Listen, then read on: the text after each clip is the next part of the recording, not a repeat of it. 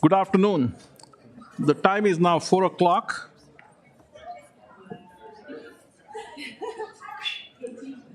The, the Wayzata Public Schools Board of Education work session for Monday, February 23rd, 2026 will please come to order. Let's go around the table for introduction. We'll start from my right. Sheila Pryor. Dan Ginestra. Paris Bende. Oh, we have one more. Alicia Little. Paris Bende. I'm still thinking Dan is the last. Valentina Ears. Heidi Cater. Chase Anderson. And I am Milind Sohoni. Thank you all for coming and welcome. We have one main item on the agenda and a very small item following that. So we'll get started with the first one. We have a teaching and learning report in which Executive Director for Teaching and Learning, Dana Miller, will present opportunities for students to take courses in career and technical education. Dana? Good afternoon, Dr. Anderson, members of the board. As you know, CTE, or Career and Technical Education, is one of our areas under curriculum review for the past few years. And last year they were here to give you progress, and they're back. And so I am just going to turn it over to all of those knowledgeable, and they're going to take you through this process. So with that, I believe Scott or Abby, are you kicking them off? So Director Abby Brar will kick this off. Thank you. Thank you.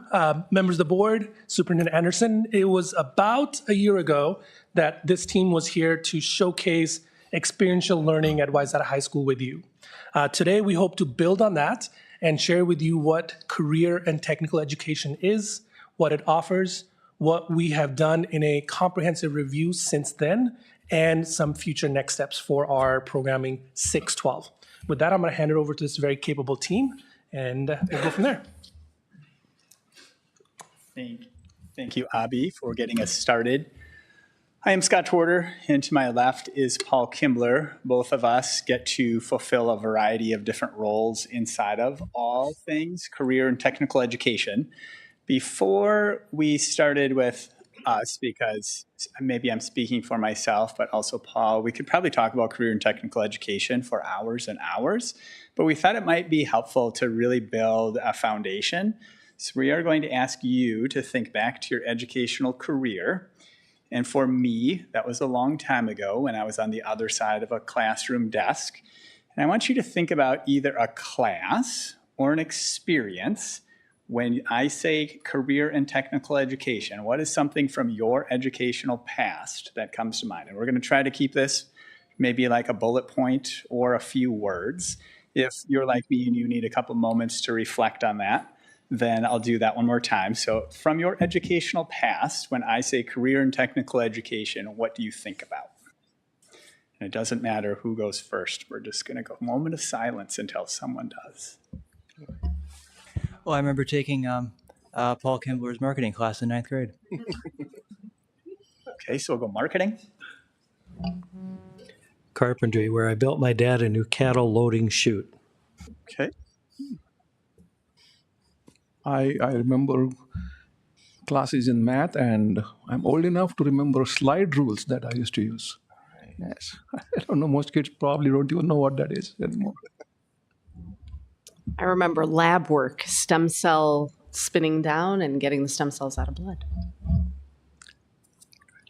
I was part of, I know now there's the HOSA program here. I was part of HOYA, which was Health Occupation Youth Apprenticeship. But similarly, I was able to shadow lots of different medical occupations. And that's how I ultimately decided to be an occupational therapist. So,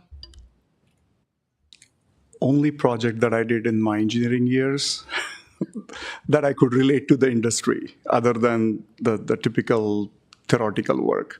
But that's the only project that came to my mind, which really gave me understanding of how industry works and how you can actually take what you learn and apply to industry. I need clarification. Are you talking about school or college? If we go maybe pre-college, that would be perfect. So secondary. I had my education in Russia, so it's Soviet system. We didn't have any like shadowing opportunities. I think that the approach was that everyone's supposed to know quite a bit in math and all, so everyone was required to have a knowledge. At the same time, to be honest, my several teachers would leave me to teach when they had to run somewhere. So that was my opportunity to see how can I teach and choose a profession. I think I'm the last to go. In my high school, I don't know, maybe I'm thinking about it wrong, and I think maybe the definition has expanded a lot since I was in high school. It was more like the classes that you would take if you weren't planning to go to college, or even if you were and you wanted some skills, that you could use later in life. And I don't think my high school had a lot. We did have an auto repair class we called shop. I did not take that. And we had home ec. So Thank you for sharing your perspective on what, at least from our perspective, like what fits inside of the umbrella or the container called career and technical education. One of the things that both myself and my teammates would share is as we get to interact with community members and parents, the thing that we love to hear most is, I so wish I had that experience when I was in high school. So to hear from your vantage point where career and technical education was, and it's our goal to share with you where it is now and the opportunities that exist inside of our robust programming to serve the needs of our students. That's what we're hoping to cover with you today. Maybe to go up to a 30,000-foot view for the district's strategic vision or strategic direction, specifically 1 and 2, to ensure a high-quality daily experience for each and every student, and to deliver high-quality instruction that leads to high academic achievement for all students. We hope to show you how both of those are happening inside of career and technical education for the students that we serve. When the portrait language started to become one of those foundational pieces, we really loved having common vocab that can be experienced for our students, our families, and our community members. One part of this that Paul and I got to experience in this very room last week, Wednesday, the Compass program has an event that we refer to as the Mentor Kickoff. And that's where our students are paired one-to-one with their mentors. We use the language that exists inside of the Portrait of a Wayzata Graduate, specifically the I Can statements, to have students develop goals or growth areas, and then they connect with their mentors on those very specific goals and growth areas. So again, we're using common language inside of the building, and we're having students connect with community members outside of the building using the same language. Yeah, and beyond Compass, our goal at the high school is that, as you can see on the board, each and every student will contribute to post-secondary success, regardless of race, class, gender, or ability. So how do we know we're succeeding at that in the CT area? Well, that's where the Portrait of a Wayzata Graduate comes into play. We know that as we develop students and we help them build the knowledge, skills, and confidence in all 7 of those areas, that we are helping to build highly productive members of society down the road. And in the CTE department, we do this in all of our classes on a daily basis, whether it's one of these areas, one of these characteristics, or multiple of these characteristics. It's happening every day with our students. So that by the time that they graduate high school, 9th through 12th grade, they're done. They will have examples that they can come up with, concrete examples in each one of these characteristics that they can not only write down, they can draw on, they can go to interviews and they can say, this is where I demonstrated this is where I demonstrated this, and they can also say, this is where I stumbled in this area along the way. And so we give them some great experiences in all of our classrooms. Sorry, I went first on that one. Again, maybe I always love to take a step back and to really figure out from where we've come so we have a clear vision of where we're going. I have had the opportunity to be in the district for a really, really long time. Around the time that I started, on the very top, there are 3 kind of, I guess we would call those forward-facing visuals. And we use those to really allow our students to see how our courses were maybe interconnected.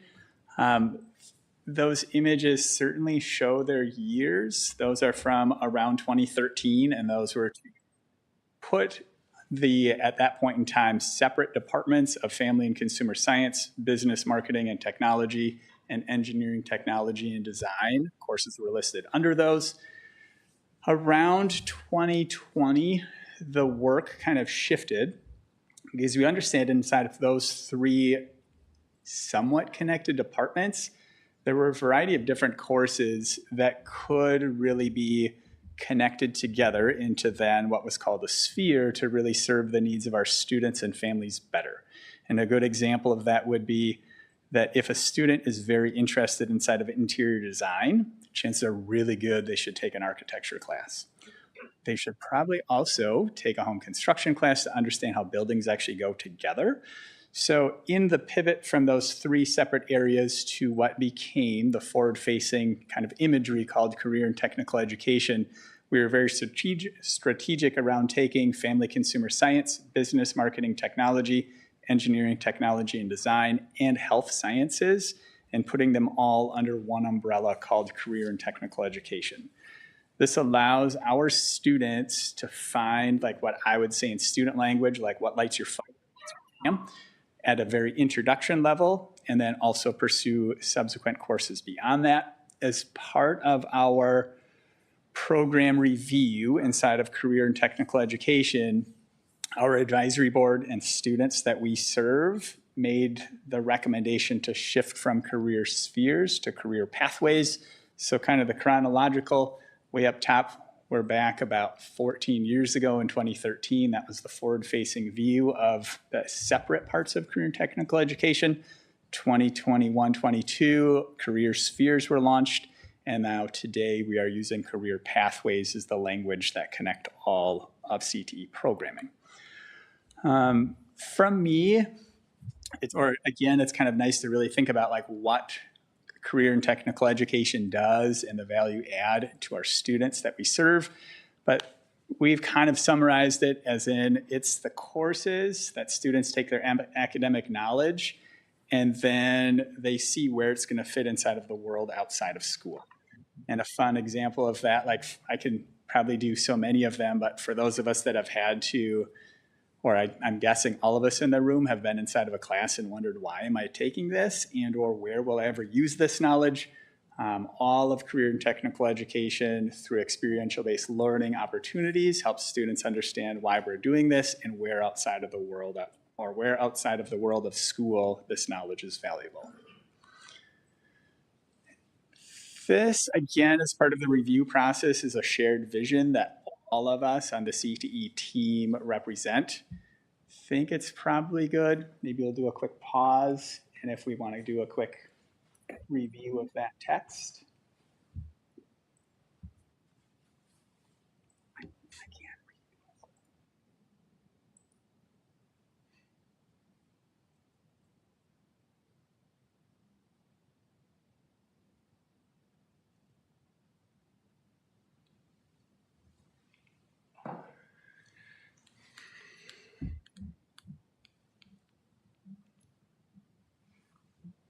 Again, to circle back, last statement on there, back to Paul's point around using that common language that exists inside of the portrait of a Wayzata graduate.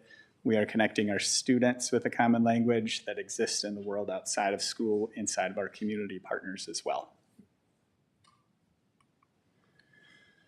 When, again, we started thinking about how we can group courses together to best serve the needs of our students, we built out 11 career pathways, and for 2026, there will be 12.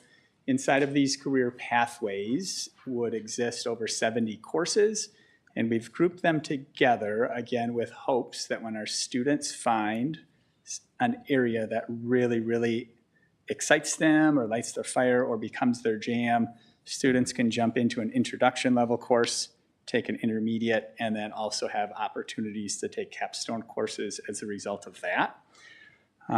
In grouping those together, when a student opts into a pathway, there's no like real guardrails that they need to stay inside of a pathway. It's more of an exploratory, but the pathway concept, again, allows their students to explore things at different levels of immersion. And this is super, super cumbersome. However, if we have something in front of us that we can probably see and maybe feel, this is the forward-facing document that our students and families see in order to, thank you. Do they all? Perfect. This is the forward-facing document that our students see to allow them to really interact with those 11, moving on 12 different pathways, and also see all of the courses grouped together within each pathway. Probably noteworthy, every class or every pathway has an introduction level. Our feedback during the during program review was really that courses need to have some sort of a numbering sequence. So if it's a number 1, we know that's an intro course. If it's a number 2, then we know it's an intermediate or advanced. And as we work on each of those pathways and building them out, our goal is that every pathway has a capstone experience at the bottom to allow our students to experience this at a different level of immersion. And now we don't have to listen to me anymore, right? Trudy, is this one you? Sweet. So I'm going to hand over the microphone to Trudy. Trudy is currently involved in the CTE internship program, and we thought that she would have a much better voice to explain the value of this from her perspective. Good afternoon. My name is Trudy Nikwe, and like Mr. Torres said, I am an intern for CTE internship. And CTE internship is basically a course that is held at Wayzata that allows students to gain work experiences based on stuff they're interested in. For example, I am interested in social media, I am interested in journalism, and as one of the CTE interns, I am helping the new CTE Instagram account, posting videos daily and trying to, grow that account and allow people to know about the course in general. And as for this year, we have 70 students participating and 80 students who are willing to participate next year. And almost all interns gain around $15 to $20 per hour. And students, like I said, get to work with their interests, whether it's healthcare, engineering, education, childcare, manufacturing, basically anything. Thank you, Serena. Hello, everybody. My name is Stella Tanaka, and I'm a current senior. In my experience at Wayzata High School, this is going to be my 5th time taking the academic mentoring class, which is Emily Houck's class that she made and she created to help students learn a little bit more about what it is to be in education. A little bit of statistics for you guys is 789 students enrolled in the class this year. Academic mentors also support in all content areas in Wayzata High School, as well as elementary schools and middle schools. And mentors are student-trained leaders. So Ms. Houck has a curriculum that goes over cultural, behavioral, and just questioning techniques, things like that, that help in the classroom be able to develop relationships with many, many students. There are 2 sections to also academic mentoring, which is the MEC and the WEC, and that stands for the Math Exploration Center and the Writing Exploration Center. That allows us to cover all topics at Wayzata High School and just beyond, which creates connectedness within the district as well. Mm-hmm. Thanks, Stella. My name is Serena Carr. I'm also a senior at Wayzata High School. And one of our other opportunities for experiential learning throughout CTE would be our Certified Nursing Aid course.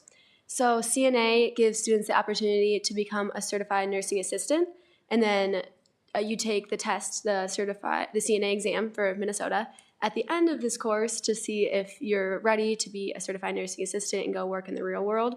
So this is an amazing course for any students interested in like nursing or just healthcare in general. They've got 117 students. The first year we moved it to the high school. So this used to be at one of the community colleges, and then we took it to Wayzata High School to offer everybody the opportunity to take the course. And then we've had 135 students this year, and then 197 are interested in taking the course next year. This is a great opportunity for students to have that hands-on experience as they're partnered with that classroom learning, we have certified nursing assistants come to the class. So those that are already out there working in the real world, those registered nurses, are coming to work with the students and help them further skills testing. The skills testing is when we go to 6 partner sites within the community, and these students get to show what they've learned so far. They get to work in nursing homes or whatever it is, and work with a registered nurse to give care to usually elders as well. Many of the CNA students are working locally now, and some of them got this through the CTE internship program as well. Another opportunity, as many of you probably know, would be Compass.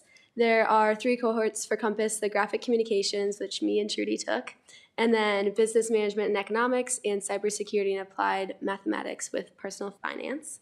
These are just opportunities for students to get that real world business experience, or like business type experience, but then get it in the classroom as well. These are team taught and cross-curricular classes, and they all have graduation requirements for the high school embedded within them. This is an opportunity. It's a whole semester long. You take it for 2 out of your 4 blocks of the day, so it's definitely a commitment. But it offers students the opportunity to pretend they're in like a workspace. Like, you basically pretend you're at a corporate job some days. So you're all dressed up in business casual, and you really get a sense for what that environment feels like. It's an awesome class. It was one of my favorite classes at the high school. And you also get one-on-one community mentors, which Torter was talking about earlier, with our mentorship kickoff that happened just last week. And then we also have 15 of the Compass alumni actually come back, and they became mentors or guest instructors, which just really speaks to the program, as everybody loves to be involved with the Compass program and wants to come back and share what they've learned. A huge part of Compass would be our local business partnerships, where we do our charter projects. I know personally I worked with Wayzata Education Fund, which gave me the opportunity to work on their social media coverage, and then, for their gala as well. You also get college credits for every student that takes this course through North Hennepin College. And then since 2016, we've actually had students earn over 3,000 credits, college credits, through this course as well. And then one more, would be Exploring Careers in Education. This is concurrent enrollment with Minnesota State Mankato, and it's Exploring Careers in Education and Human Services, where you earn 3 credits. This is just another semester-long class where you get to, similar to the academic mentor program, you get to go into the elementary schools and work with the students and get that firsthand experience working with like the kids and just all age ranges. There's 50 students enrolled, over 50 each year, and this for me was a great opportunity to learn I love working with 4th graders, but I don't love working with kindergartners. It was an amazing experience for me to just get to know everybody, get to meet the teachers, see what they're doing. You learn a lot about the background of education. You learn about the different roles within, like what you guys do, and then what everyday teachers do as well. Students participate in off-site field experiences at Wayzata Public School sites, like I said, the elementary schools, where they're provided opportunities to observe the teachers, work on one-on-one with the students, and also teach mini lessons throughout the year. And then this leads up to our Future Educators ceremony in May, where we recognize all these students that got to help out in the classrooms and are planning on pursuing education in the future. And then we also have our Unified program, which is an opportunity for students to the general education students to work with the special education students in a collaborative learning experience. This is amazing. We've got Unified Arts, Unified Communications, Unified Theater, and Unified PE. Whatever it is, we have a unified program for it. And this just offers students the opportunity to strengthen our community at Wayzata High School and add a sense of belonging throughout the hallways as well. This emphasizes teamwork, empathy, communication, and shared responsibility with the students. There's a lot of student-led opportunities within this class where you get to plan your fun Friday event, and you get to find activities you're going to have the students do, and then plan the lesson for the day. This reinforces the value of inclusion at our school and that collective success. So this is just a experiential learning opportunity for the general education students and then the special education students as well. Thank you for that. Next, we're going to talk about the Chosen Child Preschool, and it's basically a part of child psychology, and it's specifically the second course, where when you take the first course, you learn about all the basics, and the second course is just you implementing those things that you learn. Within this program, you get to serve within 20 families each year, and the enrollments of students have really been growing as the school has, with 180 students this school year and 220 requested for next school year. And within this program, each student's basically set a daily learning activities for the kids, such as science, math, art, music, and language development movement, which only like takes pressure off the parents, knowing that they're bringing their kids to somewhere safe, where they also get to learn for like about an hour or so. And it's open to pretty much everyone from 2 years old to 5 years old. So yeah. Okay, then after you guys. Thank you.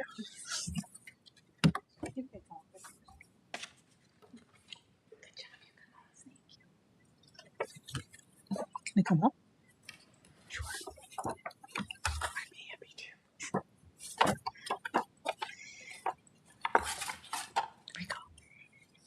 Good evening. I'm Dawn Johnson. I'm an English teacher at the high school. But over the past year and a half, I've had the privilege of coordinating our curriculum review through CTE with Scott and our 6 through 12 educators. It's been a really rewarding experience the last year and a half. And one of the things that we decided right away in teaming with our CTE teachers was that we needed to do this with we need to embrace two things.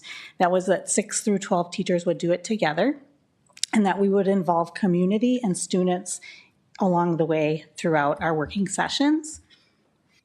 So we worked to align 6 through 12, 4 sub-departments within CTE: business, family and consumer science, health science, and technical education.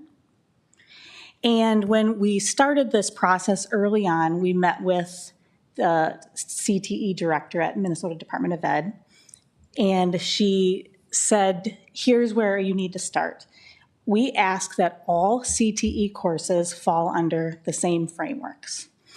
And she had us focus on these 4. So every single CTE course in the state of Minnesota should embrace and consider these 4 frameworks in all that they do, all the work that they do with students. So we should find these common elements in all of our classes. And so what we did is we took these 4 frameworks and we said, wow, we can link these 4 things to language that we use at Wayzata Public Schools. So we did that with all of our industry advisors, all of our CTE 6 through 12 teachers, and all of our students to help them see that when we start with the core of the work, students are our first consideration, and then we're looking at where are our changes or our shifts needed in relation to these 4 anchors. So we started every working session and every conversation looking at these 4 anchors, and the bolded ones are Minnesota Department of Ed. So all changes, all courses are meant to support industry projections, that we're creating and supporting students in learning things that will not only support community when they leave, but they will also be able to have skills that will be relevant in the real world. And we call that at Wayzata Public Schools, where's the relevance for our students. There are opportunities for students, as you just saw, to have courses where they are doing experiential learning. So we looked at that through the lens of what are the learning preferences and strengths of Gen Alpha students. Those are our current 10th and 11th graders down to birth. How are we making sure that the experiences that they're having in school are meaningful for them and how they've grown up to learn? They're not the ways that we learn necessarily. So we're shifting our curriculum to meet the needs of our rising students. Social emotional learning is another framework at MDE. So we said that's our portrait of a Wayzata graduate and our portrait of a middle school graduate. And then formative and summative assessment was a really great conversational piece, because our comment was, well, we've been doing formative and summative assessment through our PLC work at Wayzata Schools for a long time. And the response was, gone are the days where summative assessments stay with the teacher. Think about assessments that students can take with them. Where are meaningful, relevant credentials that they can earn while they're in high school that will serve them when they leave and into the real world? So we think of like the CNA credentials and other certifications that we'll showcase with you later. So we asked our teachers to think about where those assessments are relevant. We're not just taking a multiple choice test and then it's staying in a cabinet for the teacher. Want to do this one? Sure. One thing that became very clear to us when we started the vision of what this review process would look like, to highlight where Dawn probably already built the foundation, was that we needed to include as many ears, eyes, and voices as possible on this particular process. So we were very strategic around including students into this process to really hear firsthand from their experience and to help us really steer the future of CTE programming to best serve the needs of our students. In partner with that, one part of this review process that has been exceptionally rewarding is to see the entire, to Dawn's point, the entire 612 team collaborating again to best serve the needs of our students and our community. And in addition to, for each particular review session, we had invited in advisors or parts of our advisory board to verify that what we view to be current is actually what's happening in their reality. So that is the part of relevancy that even the adults in this situation really appreciate. So as many community members and students that we can involve in on the process as possible, create much more relevancy and timely feedback in the process, again, to increase the outcomes of our students. For us, biggest takeaways and rewards, number one, working with students in this process is getting them off campus. You'll notice that we're actually here in this building for this session, and allowing them to see a side of education that they may not have ever seen or may not see before they graduate. And also, they were practicing the portrait traits in this role as an advisor to their teachers. And we really focused on bringing juniors and seniors in. We'll show you the statistics in a minute of who actually came to help. But it was so powerful to watch teachers taking notes on the feedback that these students were giving them, and for the students to then come back and process with us that experience. And like, I never knew that teachers did this, and I got to see my teachers in a different environment, and the reflection that you're doing as educators, I didn't realize that. And so it had so many powerful outcomes beyond moving our curriculum for the next set of students. And then our industry advisors helped all of us as educators kind of refresh the fast-moving world in our minds that's out there, and where do we go, knowing that the next time we do curriculum or program approval in 5 more years, the world is going to look a lot different. So we need sustainable courses and educators that can shift every year based on industry demands. And so for our CTE curriculum review advisors, we had 10 industry professionals contribute expertise. And we used a university partner who provided AI consultation. He was at the Opus College of Business, University of St. Thomas. He is their AI teacher there, so he met with us twice to help us consider where we go with AI with our students and how we use it to help them be critical thinkers and how we help them practice using it before they graduate. We had 34 Wayzata High School juniors and seniors provide student perspective, and we focused on juniors and seniors intentionally because we knew they had the most experience as students, and they were also rising adults. So we wanted to give them that opportunity to be rising adults, but also give us that your experience as learners, whether in Wayzata Public Schools or beyond, as an older student about to graduate. We had 2 Wayzata High School counselors join our teams, and 1 achievement specialist contributed student support insights, and then multiple industry site visits informed program alignment. And I think one of the things that's powerful to also note that's not on the slide is every single 6 through 12 CTE teacher participated in the curriculum review working sessions. So no one opted out of the process. And then, go ahead, Scott. You're up there, so you might as well talk. I think that it's really helpful that the entire team participates inside of this process. And also when we involve, again, industry advisors, students on the vision of what is coming next, it allows us to keep dreaming and serving the needs of our students, knowing that, to Dawn's point, next time we get to do this is in 5 years. And if we think about the pace at which change is happening currently, 5 years feels like a long time from now. Maybe one part that would be kind of helpful on here, and maybe this would be a little bit of a step back, but during this process, we are also kind of leaving an end goal that each of our pathways will have, and I don't want to ruin a surprise coming up later, but each of our pathways will have an industry recognized credential associated with it and or college credit. Mm-hmm. So that's kind of our intermediate goal. Then also another big piece of work that we did under this curriculum review is beginning with the class of 2028, many of you know that the Minnesota requirement for graduation involves a personal finance credit. And so we already were offering 2 personal finance courses at the high school.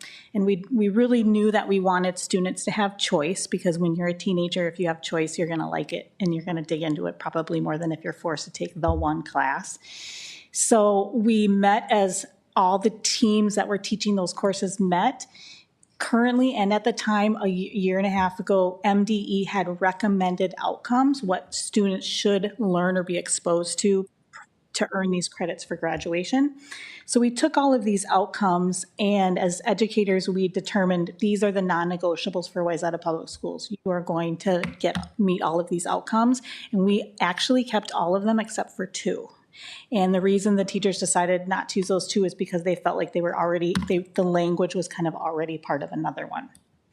And then beginning next year, we added 2 more. So now students have 4 choices. They can take AP Business and Personal Finance, Compass AP Cybersecurity, Applied Math and Personal Finance, Finance 1 Personal Finance, and Independent Money Management. And one of the really exciting things is that the top 3 all come with college credits, whether through the AP exam or Finance 1 is a concurrent enrollment class through North Hennepin. And we actually just met last week to look at our data from semester 1 for the first 2 courses that we offered and do a little data dialogue about and kind of rewind a little bit and look at where we can be better and where we're doing things well. And so that will be part of our continued process when we have students taking a required CTE course. And then teachers collaborated across courses and met with industry advisors to ensure course outcomes were met to meet industry recommendations. So we had 4 personal finance professionals participate in working sessions and provide industry-informed recommendations. We had 2 Wayzata High School math teachers also participate in the working sessions because math teachers could also teach these courses, and social studies teachers. We had a couple multilingual teachers also advise our groups, and 2 finance company site visits were conducted for Wayzata High School personal finance teachers. And I want to highlight the 4 personal finance professionals that came in. It was intentional not only from an industry perspective, but they all 4 represented people from community who have various beliefs on finances based on religion or culture. And so we wanted to make sure as educators we were aware of that, and we were working to meet the needs of all of our students that we saw through a required class. And so these are the new courses that we came up with under curriculum review in the middle school to the left. Some of them were new last year, and then we've got some new ones coming up for next year. And I think you're probably wondering, like, how did you decide about these classes? They each kind of have their own story. The middle school classes, I could say that they wanted to offer their students more CTE options, and they looked at courses at the high school that were pretty popular, like our interior design and architecture classes are really popular, so that is an indicator that that's something that students are interested in, and it's a creative aspect that they maybe weren't getting in some of their other CTE classes. Yeah. And then again, here are the 11 to 12 pathways. Again, these are opportunities for students to explore their interests, and we have students who take classes in multiple pathways. And so one of the things that we've learning about this Gen Alpha is that they are inquiry-based learners. They love to collaborate. but you have to get them to learn in a way that they can't just Google the answer, okay? Because that's not relevant. And so if we can get them inquiring or thinking in ways that are unique and different, that will engage them. And so our math department does a really good job, and I learned this as an English teacher, so I'm trying to learn how to make them. But this is called a slow reveal. I did a table. It's a slow reveal table. So I'd like to engage you in this work through inquiry. What do you think, and you can just shout it out, in 2024-25 are the number of AP exams taken through a CTE course at Wayzata High School? There's no bad guess. Nope. What? Okay, anyone else? 400? Is it unique Oh, or I just across, like, Just CTE. just CT? Yep. It's zero. 600. CTE courses had AP options. We have a ton. Yep, we have a ton. 627. Now, we also have a lot of courses that run through concurrent enrollment. Concurrent enrollment, if you're not familiar, is they are receiving their high school graduation credits alongside getting college credits because one of their the instructor for the course, or one of the instructors, is qualified to teach at the college level. So there's a partnership with a local college or university for that teacher to teach through that college. So several of our courses in CTE also offer concurrent enrollment, which means whatever grade you got in that class is the grade that goes on your Minnesota colleges and university transcripts. How many dollars do you think in 2024-25 we saved our students that earned concurrent enrollment credits free at Wayzata High School? This is in dollars, though, not credits. Dollars, yeah. We're going to go dollars, not credits.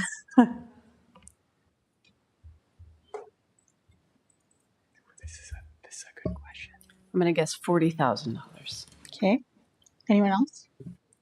15,000? Okay. And in transparency, how this was calculated is we calculated the total number of credits earned by Wayzata students inside of CTE courses, and then we took the state average of what a 3-credit class costs, and that's the value back to students and families. In 1 year. Okay, students earning industry recognized credentials. So these would be, they have OSHA 10, they have C++, they have CompTIA. There's multiple. More than I can remember. Industry credentials, they can potentially get a job with them. They can put them on their resume. They can put them on their LinkedIn. They can use and speak to them and their acquisition of them in an interview. They definitely would be challenged with their portrait traits in order to earn them. So how many students earned industry recognized credentials this year?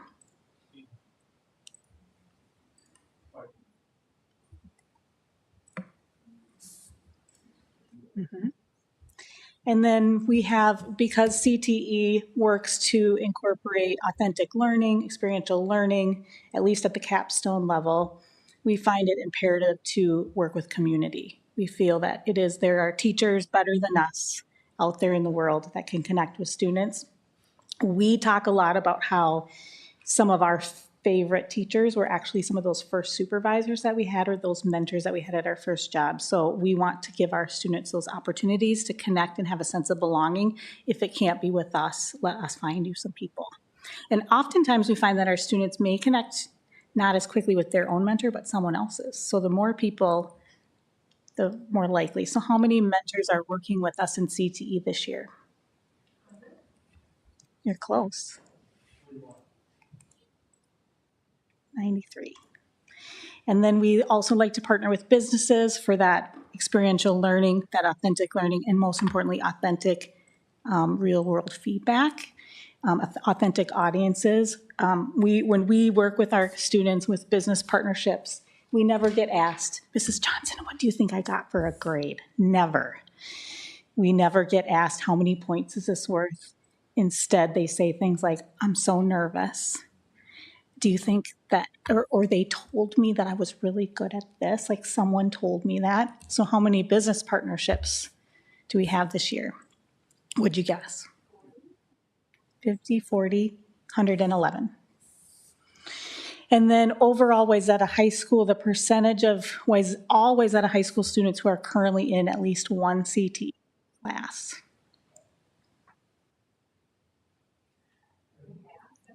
I'm going to say 75%. Close, 78.4.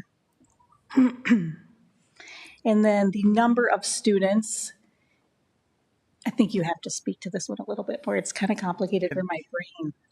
This one's probably a tough data point, but it does show the student interest inside of all career and technical education courses. So the number represented, like a 1, would be a student taking taking one class. So in theory, like our 3 guests would represent multiples because they have experienced a pretty good sampling of career and technical education courses. So hopefully that kind of helps. So a 1 would be a student taking a course. So in theory, we could have a student represented more than once inside of this number, but.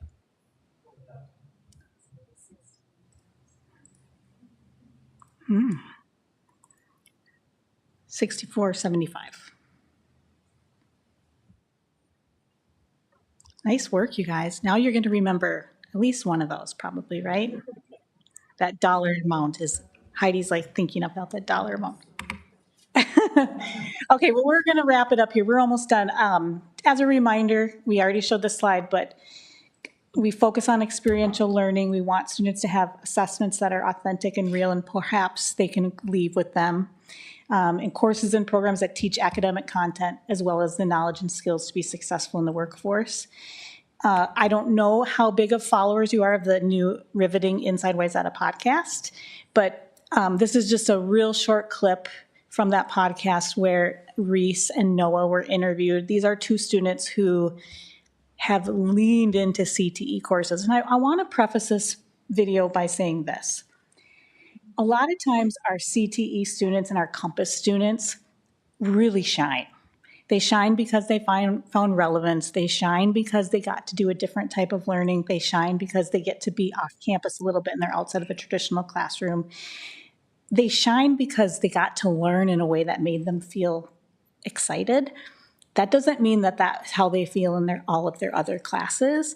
And so they're oftentimes challenged to take healthy risks in ways they've never done before. And so that power of pride is something that glows for them that oftentimes we don't experience until we're in our 20s and we have that really great first risk-taking experience. So although they present themselves as really high-achieving students, they are, but that doesn't mean that they're high-achieving in all aspects of their education. And the reason we asked these 2 to be on the podcast is because they both took really healthy risks. They both had to really find their way. And Noah, which is noted in the podcast earlier, ended up taking a Compass cybersecurity class. His business partner was NASA. And the group did such a good job that NASA gave them a summer internship. And they got to go to Houston. And then Reese, who would tell you if she were here that school in 9th and 10th grade was a challenge, really big challenge. But then she found some success in health sciences. She decided she really liked serving others, took the CNA program, and now is working in industry as a CNA. So here is what they would like to tell, incoming 8th graders or parents about their experience in CTE. It's a real short clip. Well, as we close here, I'll ask all of you the same question. For you, Reese, what would you tell, whether it's a student that's about to come to high school or to a parent, guardian of a student that's going to be in high school, what would you tell them as far as why they should get involved with some of these CT and other opportunities available? Honestly, it truly is, not to overemphasize or anything, it seriously is life-changing. These courses have pivoted so many people to what they want to work on, where they want to go. These courses have confirmed for me that engineering is the right path for me. They've given me skills that I can use in my engineering.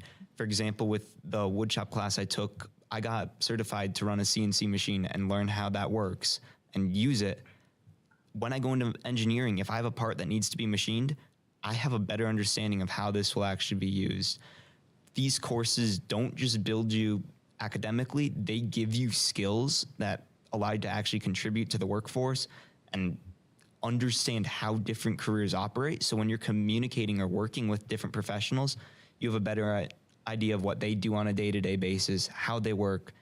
Really, these courses, honestly, I don't think there could be much better than them. They give you credits, they give you experience, they give you interpersonal skills. They're just a great opportunity. By you, Reese. I would tell families and students that the experiences that you get through these courses is so valuable, and it's stuff that you're going to carry with you for the rest of your life. Like communication skills, because you talk to peers that are outside of the building, and I think it's very important to be able to advocate for yourself and be able to meet new people and help new people. I would just say that it's a great way for personal growth, and then also, as we said earlier, to figure out what you like to do before you leave high school, because I think it's very helpful to know what you're going to do now or to know what you don't want to do now, so then you don't do it later. Yeah, think about all those $858,000 that someone could have spent and just to discover that that's not what they want to do. So when we think about our CTE programming 6 through 12, future goals, and as we wrap up our curriculum review process early next fall, we want to increase student access to community resources, experiential learning, and career stimulation while on campus. So the more we can do with students or provide them with those experiential learning opportunities for all of our students on campus would be awesome. It's awesome. Increase opportunities for students to gain college and career credentials before graduation, and continuous partnerships over the next years to come with students, industry advisors, and Minnesota colleges and universities to engage students in authentic experiences, practice the Wayzata Portrait graduate traits, and be post-secondary ready for the world ahead of them. Thank you. Would you like to ask us some questions? Yes, thank you. Thank you all for the presentation. I'm going to let my colleagues ask questions, make comments first, and then I will ask a couple of questions myself. Okay. Oh, Dan, yeah? I have two questions and can go again later. I was curious, you mentioned the course catalog and all the courses we have in front of us. I was curious what percentage of them go for the whole semester and then the ones that go for one term. That's a difficult blanket statement to give. And Paul, I don't know if you want to speak to this. Majority of our level 1 or intro courses are going to be 9-week or 1-term courses. And then not true for all, but most intermediate and advanced level courses would then switch to a semester, but not true for all. Yeah. Excellent. Thank you. Sure. Thank you for coming tonight. I love that our middle school and high school are able to offer this. What an amazing opportunity for students to get real world experience, and you know, just seeing that video and talking about how students' passion is ignited. You know, I think making that connection between stuff you're learning in class and stuff you will need in your life is so important, because some classes I'm sure do feel like, when am I ever going to use this? I know I had that feeling when I was in high school. And I'm seeing, you know, two kind of opportunities here. One, for students that have a passion and they know it, you know, they can take the entire pathway and get that capstone achievement. But also, as you said, there's like opportunities to try things out and, you know, maybe discover that this isn't your passion and you'd like to go into something else. So we saw a lot of the numbers about students who, you know, who obtained college credit and took the AP exam.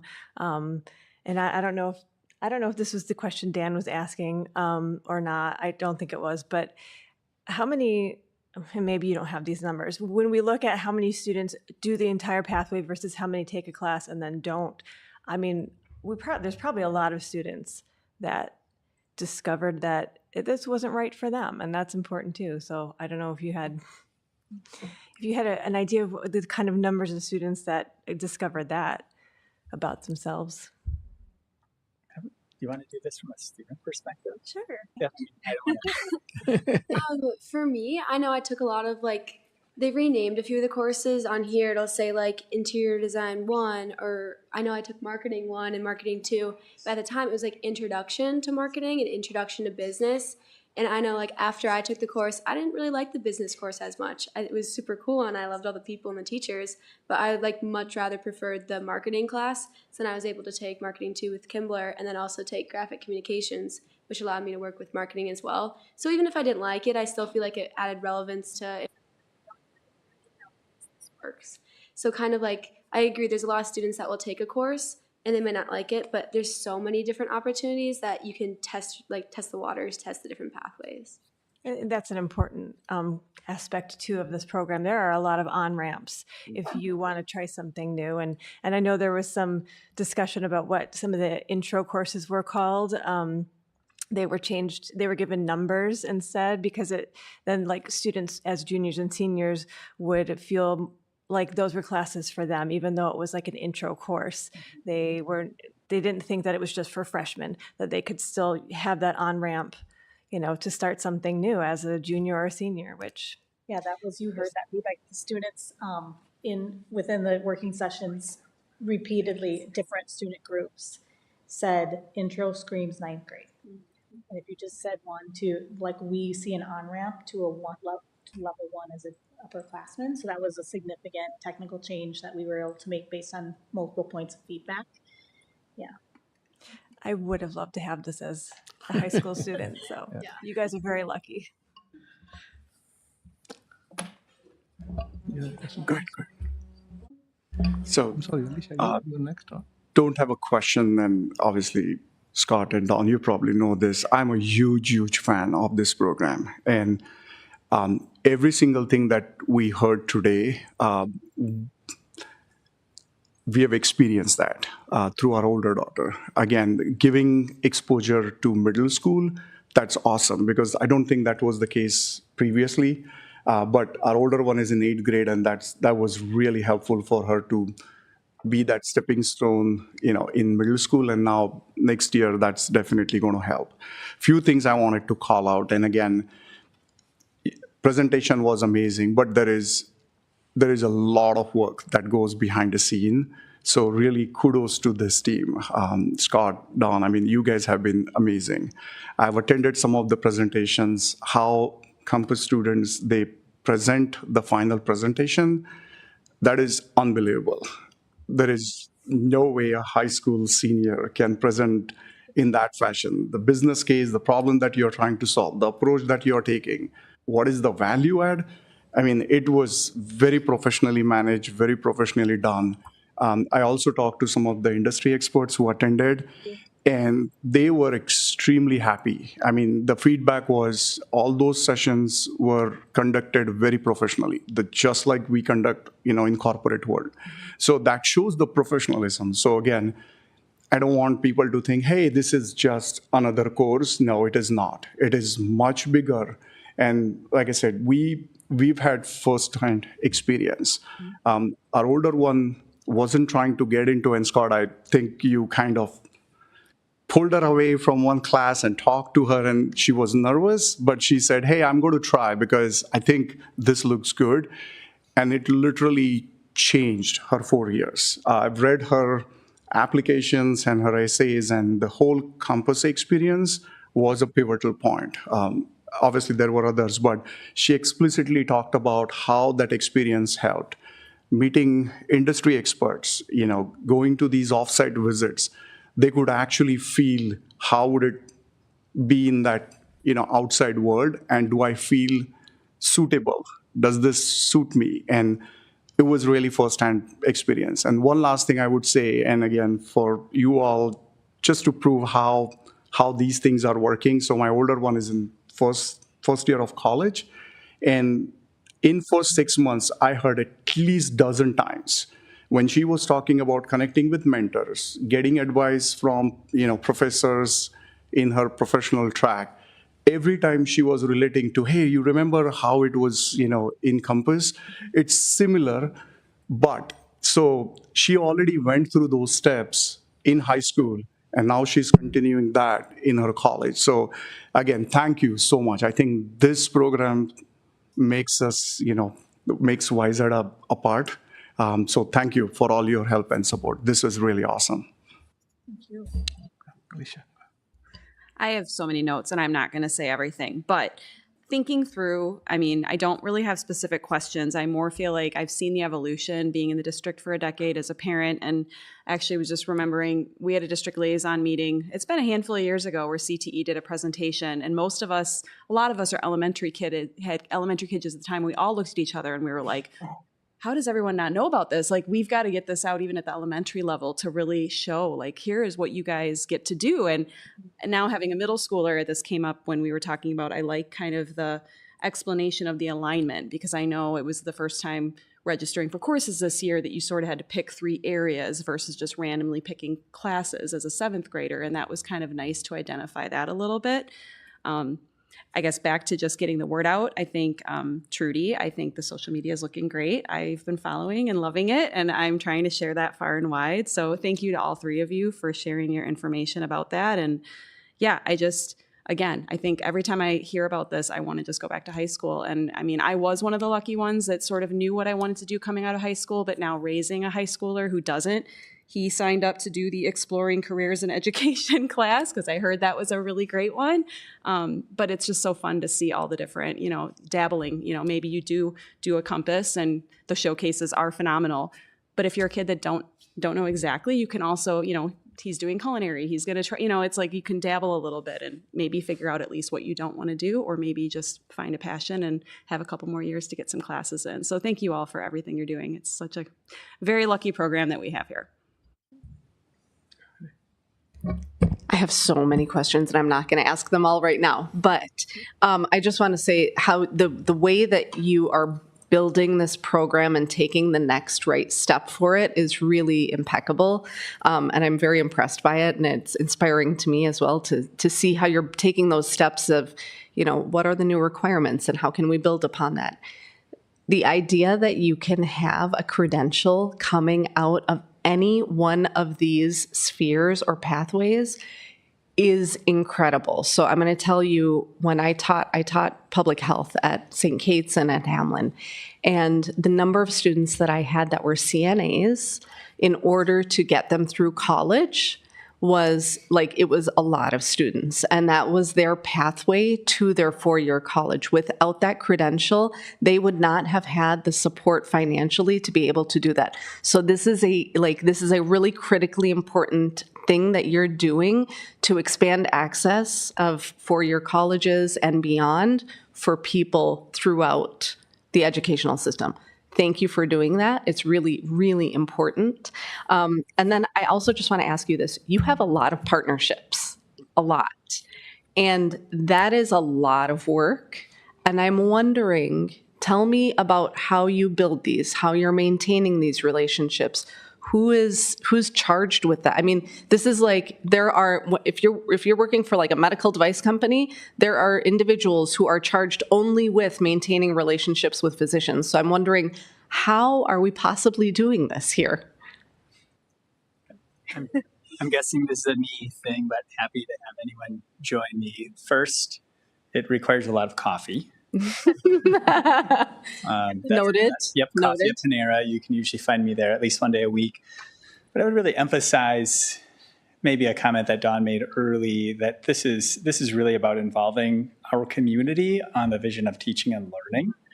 And partnerships range from a Compass charter project to where our CNA students going and doing clinicals, or who's willing to host an intern this particular semester. So it's really just fortunate that for the students that we serve, that we have an amazing group of dedicated professionals who are embedded in our community and are showing up every day to serve the needs of our students best. So probably not a short answer on how we manage that, but it's a great team to be a member of. And it's been really fun to watch us really value our community and involve our community as much as possible and as often as possible. Thank you for taking ownership of this. It's amazing. Can I say something real Yeah, quick? of course. He doesn't take enough credit, by the way. I can imagine. That's what I'm guessing. He's Most taking of those ownership. mentorships, charters, and everything is Scott. And so he does a fabulous job helping. We help him as part of our classes as teachers. We try to help him find people and find things to do and find companies to go to, but it's him. Yeah. Thank you. Can I just say one more thing? I have somebody who's my carpenter. And what's interesting is as I was caring for my mom at home, he said to me, you know, I was a CNA and that's how I got my business started. So as he was building his business, he took his CNA credentials and used that as, you know, his income. And so there are like a multitude of ways. So you can be a CNA for a number of years and not continue down that path. And that's not to say that you don't still have those skills, but these are just segues into different things that you can do in your life. And so I'm just enamored. So thank you. Go ahead, Valentina. My joke will be, I chose obviously a teaching profession, and here go, I'm walking on Saturday to school. Back in Russia, it was working day, and I was thinking, nobody told me you're supposed to work on Saturdays. Everyone had a weekend, and now I have to work. That was my discovery. So having an opportunity to overshadow and see how profession, because sometimes we see only the best part of it. We don't see how much it takes to, teaching job, for example, how much homework needs to be done, how much behind the scene is happening, that kind of stuff. But at the same time, at least students looks like can have that opportunity and discover for themselves, maybe not after all. Not after, to be honest, again, back in my country, the only choice we had, if you decide it doesn't work, you had to re-enroll again, which is costly. And who said that you can enter back to college? You have to put quite a bit of effort. Here you have right away an opportunity to see how it looks like, and not only see, feel. That's, I think, an amazing part. I envy you, to be honest. Another one, I think that when we heard presentation, you realized that's the most important part would be how to sell it to majority of students. This is an opportunity. Come and grab it. And I believe he was saying that you are thinking about putting shorts, short videos, so that students can see about each classes and kind of maybe, and then would be willing to try at least. Am I right? Yeah, we started, Trudy, it's one of Trudy's charges as our CTE intern is putting together some kind of student-friendly, think of like Instagram about each pathway, so they could see some students learning by doing.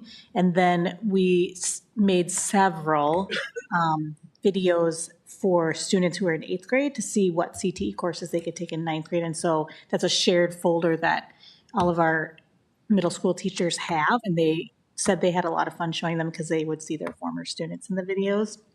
So that's some of the work that also came out of curriculum review, is this continuous recognition that these are all of our kids, regardless of the building that we teach in. And the more we can serve our kids as teachers, as Wayzata Public School teachers 6 through 12, and work together, the more these programs are going to be accessible, and we're gonna be able to get more feedback from our students as well. So we have started that, and Trudy's working on it right now. She's got it. I think it's a great opportunity. I heard about mentorship. Sometimes, relationship with some teachers might not work perfectly, or you might put your judgment. But if or sometimes you need one adult who believes in you, who put trust in you, and then that can uplift that student. That's, I think, an amazing opportunity. So I would like to say thank you for that. Because as I said, I envy these students. I would like to re-enroll too, probably, and try some programs. And my last one would be, would you be able to explain why, what made, looks like next year you're going to have aerospace and aviation program expanded. I'm curious your thought process. How did you ended up saying that we need to expand it? Anytime we're going to make a shift in offering for students, again, I'm going to circle back to the concept of involving our community and our advisory board. And when we hear from multiple data points and or when we study a little bit around economic data for our students and what future might look like for them. So it's never an easy decision when we're going to pursue a new particular pathway. So I'm probably doing that thing where I'm answering your question, but then starting and going on a really long journey before I give you the real answer. But it's really based off of our advisory board data. And then if those two things are true and we have someone on our team who's very passionate about it, and those stars align, then we are typically allowed that opportunity to, again, offer that back to our students. And lastly, I heard very good reviews from a community about Compass, specifically Compass program, that many parents said, oh, one of the biggest thing, it's my kid had that like uplifting experience. It's that one. That's what I heard. So thank you. Thank you. Yes, first of all, thank you for being here, and thanks for the presentation. It was great to hear from you all and to have an overview of all the exciting things happening. I just want to share a couple of things, well, a sharing and then a question. I had an opportunity to visit Gonzaga University last November, and in my meeting with the admissions director, I shared a little bit about our CTE program and the preliminary ideas we have about expanding. And I happened to use the CNA program as an example. And she commented that the CNA certificate or certification for incoming college freshmen is almost guaranteed employment at the hospital in Spokane. So just a little seed, not only might our students save on some tuition dollars, but might be a really good way into employment as well. So kudos to those who helped develop that program. And as we continue to think in terms of our facilities planning, hopefully we're able to move forward. I'm just kind of curious if there are some creative ideas or thoughts about what types of facilities would support this, maybe a nugget or two that would be interesting for the board to hear. I can say something. Okay, go for it. Okay, something that I've noticed throughout high school is like one of my favorite things to do is be outside. So I think more outdoor learning and like when these mentorships, like going and grabbing coffee. One time I actually was at a Fox and Pantry, like right down the road, and a Compass student was sitting there and they approached me. With her mentor. Yeah, with their mentor. And I was working on HMC things. And she was like, what are you doing? You have a YZ iPad. And we just went into a half-hour conversation just about Compass and the whole program. But having those skills is so incredible. So like the facilities that get us out of the building and get us everywhere. So like that could be just outside or like places like that. I think that's really important in terms of how to connect and say. Yeah, and I think to tag on to what Stella's saying, the students find so much value in the opportunities to get off campus because they get to see the real world and they get to say, hey, my teacher told me that I would need to do this, and there I see people doing it. And that's wonderful, and we love that. But in order to be equitable for all of our kids, it's not all easy for every single student to get off campus. How do we have a place that looks like the real world, where students can learn by doing, where we can have places where community can come in and potentially take advantage of or utilize the resources that our kids are for our community?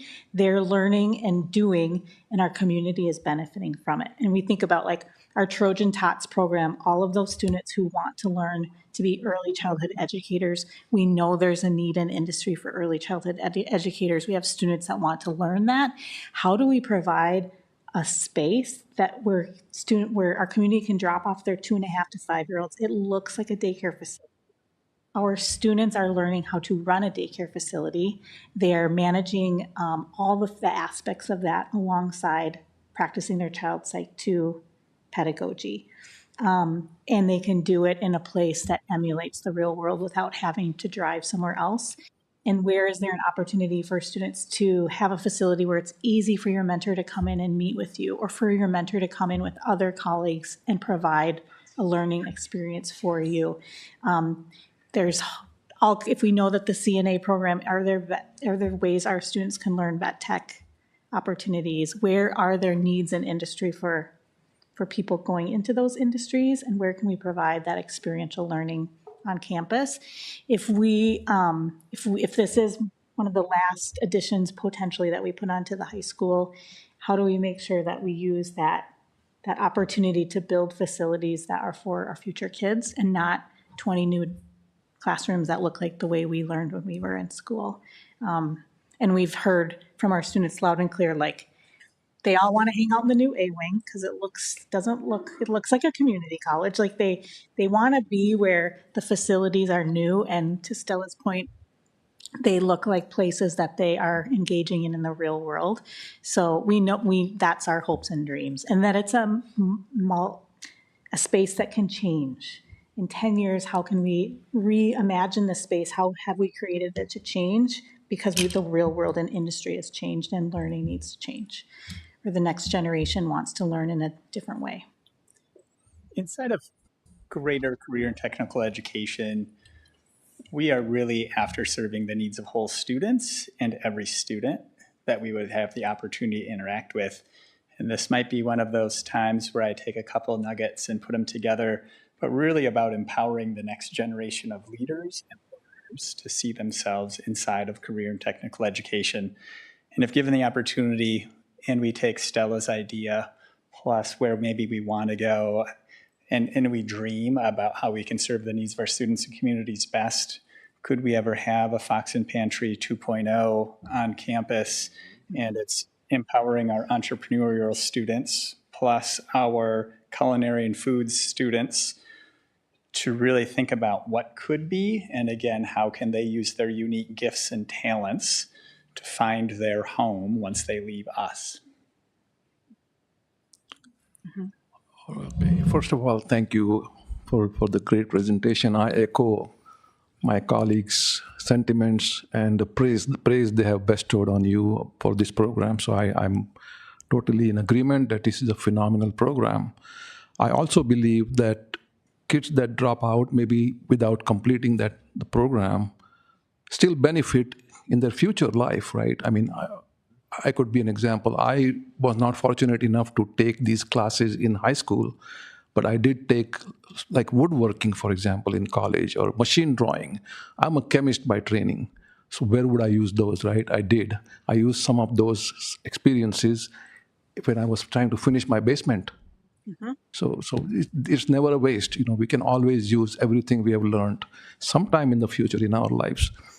I have two questions. One is about capacity. Now, 24, 25, you had certain number of students in a program.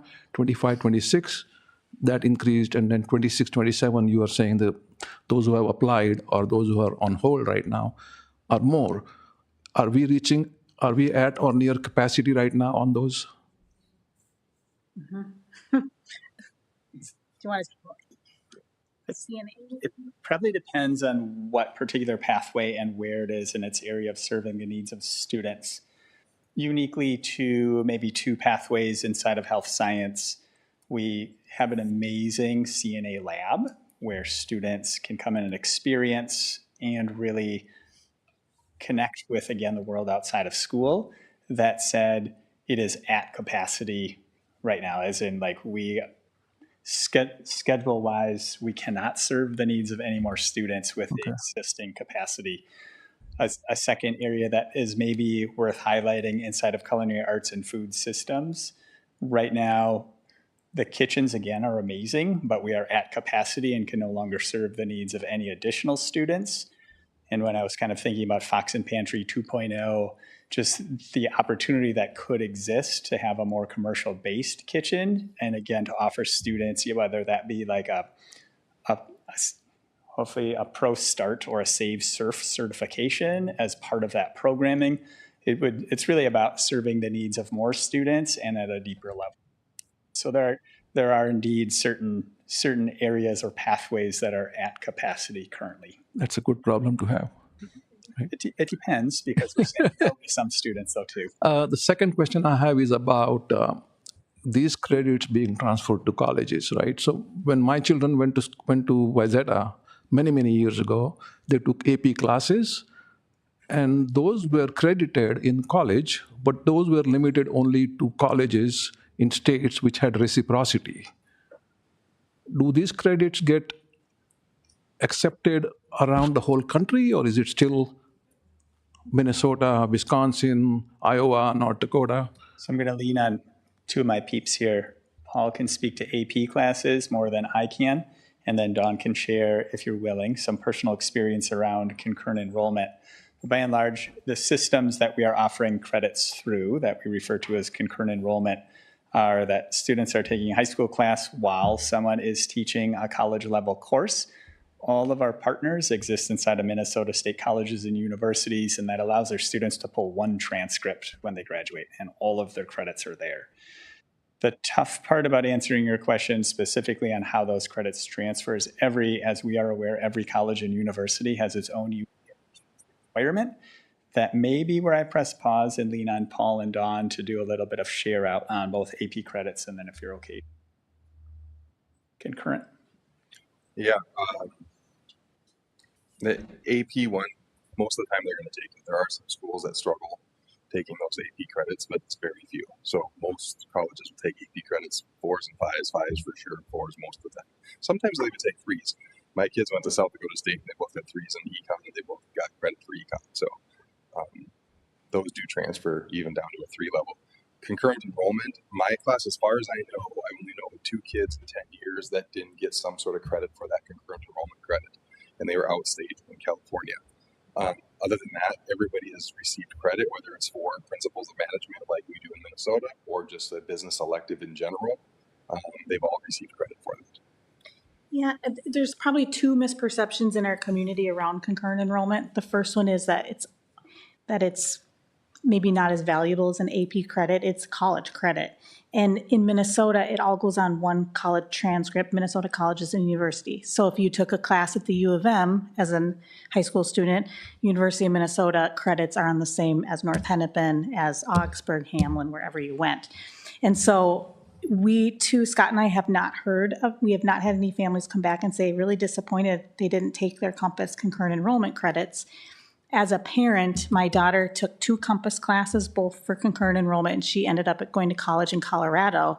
And the college did not take her Wayzata AP credits, and they took all of her concurrent enrollment. And she took other concurrent enrollment classes, and I said, what happened? And she said, well, I asked them, why did you take my concurrent enrollment and not my AP? And I think her AP scores were in the 3s. But they said, it's really hard for us to turn down a transcript. So it's on Minnesota college's transcript. It's really hard. Students can appeal that, and it's really hard to not accept it. So that's been my experience. We probably experience more where we're convincing students to make sure that they file their credits with their school, because you'll be able to register sooner. You may be a little bit ahead of your peers. So because our students and some of our community members really struggle to understand that concept of concurrent enrollment because they're still at high school when they're, All right, thank you. Director Mahoney, I think one addition to one of your questions prior was on, are we running out of capacity? Right. I'm pretty sure we have a referendum coming up. And so Yes. one of those is an addition to our high school that we are hoping would address some of our course offerings in that CTE. After a small pause, right? Yes. So just thought we'd put that pitch in there at this moment. Thank you for that reminder, Dana. If there are no more questions, no comments, thank you all.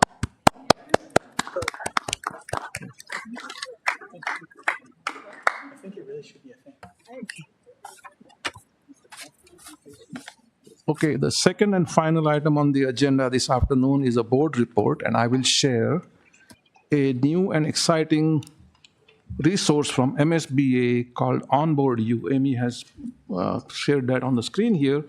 It's a new online, and this is for my board colleagues only. This is not for the public. It's for Minnesota school board members only. It's a new online training platform created by MSBA specifically for Minnesota school board members, built around our state's governance structure, legal framework, and board responsibilities. Onboard You offers practical, on-demand learning that board members can access when issues arise without replacing MSBA's conferences or workshops, but complementing them. Some courses are free, others have a modest fee, as you can see on the screen, and all are designed to support stronger, more informed board leadership. It's a flexible way for us to continue learning and governing effectively. I would recommend trying it out today. I have already signed up for 2 free classes. We'll see how that goes, but there are a few more that are coming also online. All right, and then one final announcement related to the referendum, just so that the public knows. This announcement is for the public as well. So early voting starts on the referendum starts on February 27th, this Friday. So just keep an eye on that. And if you are not able to go and vote in person on April 14th, April 14th, please vote early and get your ballot in the mail. Okay, that completes our agenda for this evening. It is now just up, it's 5:25, and the Wayzata Public Schools Board of Education work session for January 26, 2026, today is February 23rd, 2026, is adjourned.